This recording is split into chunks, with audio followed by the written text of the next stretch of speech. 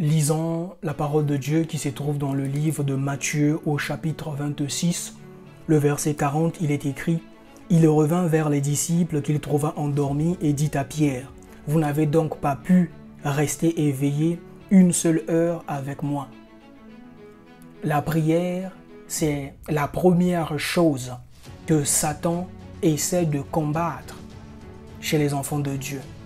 Ce n'est pas en vain, mon frère.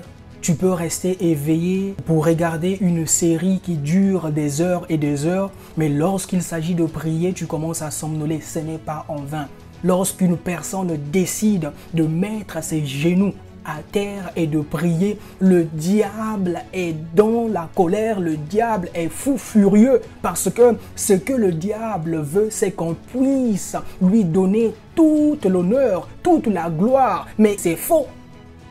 La preuve, le diable a tenté Jésus dans le désert. Il a demandé juste une seule chose, que si tu te prosternais devant moi, je te donnerai la gloire de tout ce monde. Donc, lorsqu'un enfant de Dieu prend le temps de s'agenouiller pour prier, le diable est furieux. Voilà pourquoi il t'envoie toutes sortes de lourdeurs, de fatigue. Tu as beau éveiller pendant 5 heures pour regarder une série ou un match de football, mais lorsqu'il s'agit de prier, même 2 minutes, tu commences à somnoler. Mon frère, la prière est une arme puissante que le diable cherche à combattre chez les enfants de Dieu. Mais ici, c'est l'histoire de Pierre, Jean et Jacques qui étaient partis avec Jésus pour aller prier.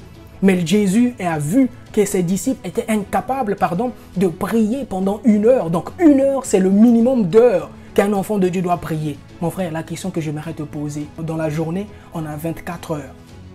Tu passes combien de temps dans la présence de Dieu? Tu passes combien de temps pour prier? Mon frère, c'est par la prière que tu seras puissant. C'est par la prière que tu obtiendras tout ce que tu désires. Si tu es enfant de Dieu, bien sûr. Alors, tu dois faire minimum 1 heure de prière. Mais si tu fais déjà 30 minutes, un quart d'heure, c'est bien, c'est pas mauvais. Mais tu dois être éveillé parce que le diable rôde comme un lion rugissant, cherchant qui il dévorera. Que Dieu te bénisse et qu'il te garde.